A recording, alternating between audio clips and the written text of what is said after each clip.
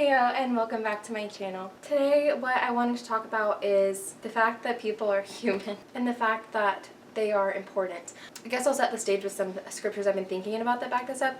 So I've talked about 1 John a lot because I memorized it when I was younger and that was so impactful. Best thing I've done with the Bible to date.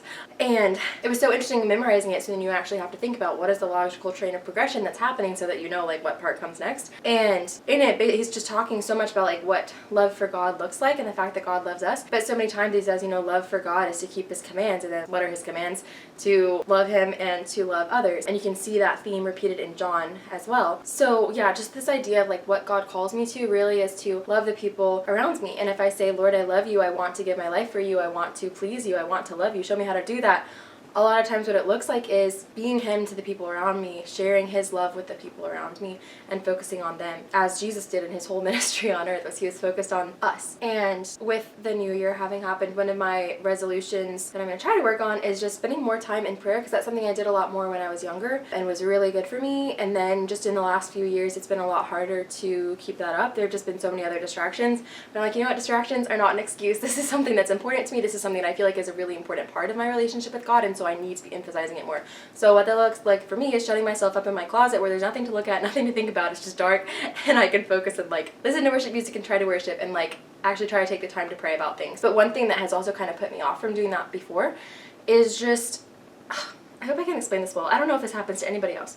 But what happens for me when I feel like I'm having super intentional, emotional, worshipful time with God is, I get in this really open emotional place, and it's such a great time, me and God, but then I come out of my quiet time and I enter the real world with other people, and I'm still in this upheaval, this emotional state.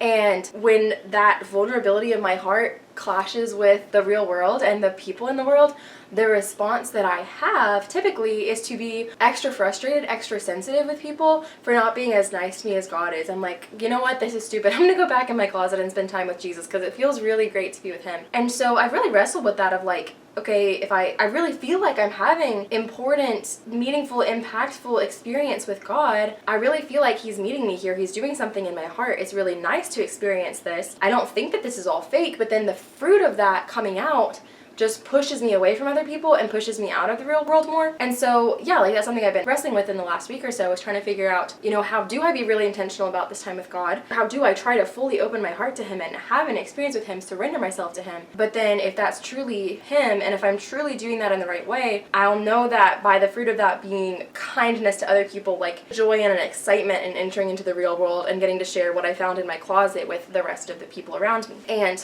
kind of the answer that I've come to is just being really intentional about, okay, this time is over, I'm moving on to something else, you're still with me, but the way that this is going to go now is going to be different. The rest of the day is not going to be exactly like what it was right here in my closet. And yeah, just praying for his protection over me in that, and kind of sealing my heart back up with his love inside of me. But yeah, that's just something that I've been thinking about. Like Jesus says in John, this is how they will know that you are my disciples, is if you love one another. And so that is the fruit of God's love in me that I carry. The way that people are going to tell that I follow him is by my love for other people. And so I've really been wanting to focus more on that, think more on that, figure out how to do that, because so many times, yeah, I'll get frustrated and I'm like, wow, you're not being perfect to me, and God's pretty nice to me, and so you know what, forget this, I'm gonna just go have time with God because he loves me, he gets me, and you're just not respecting me very much right now, which is totally not the attitude to have. And I think that the more we truly spend time with God, the more our minds truly are set on heavenly things, the more care we have for the people here, and the more care we have for the things of earth that are eternal. And that, yeah, really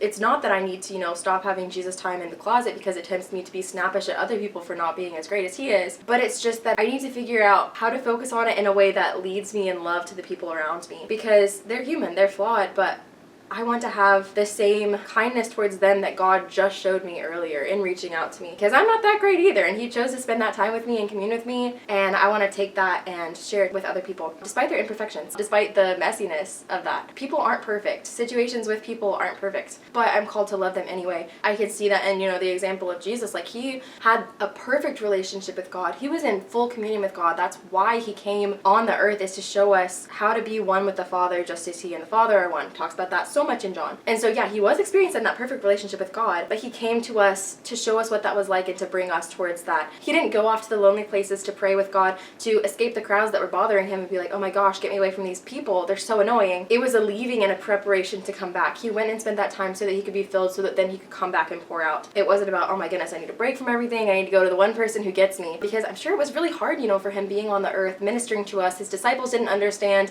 and everyone else understood even less, and yeah, he wasn't frustrated with that. He wasn't angry. He didn't give up on us because of that. He still poured himself out. He still chose to show us what love looks like, even in all of our messiness and our imperfections. And so, you know, I think the more I become like God, that's who I'll be. Like, Jesus was perfect God and perfect man. I think that's one of the ways that the more I become the kind of person that God meant me to be, like a truer human, the way that we were intended to be, that is going to be the fruit of that, is that I will be able to pour my life out, and I won't be coming to God in all this selfishness. I will be coming in love. So anyway, I don't know if it makes any sense. I don't know if anyone else has experienced that, but that's just something that I've been wrestling with recently, is how to have a relationship with God that isn't just focused on what I can get out of it, that really does look for how that's going to impact the people around me and change me into the kind of person that's able to love them better. And it's going to take a lot more humility and a lot more surrender and a lot more intentionality, but I'm really excited to see how this is going to shift my perspective, and how hopefully the people around me will be able to begin telling that I'm spending time with God in the closet, not because I want to completely distance myself from the world and just have escapism right there, but because of how much more intentional I am, how much more love I have for them, how much more I'm able to pour myself out for them. Thank you for watching, and goodbye until more interesting things happen.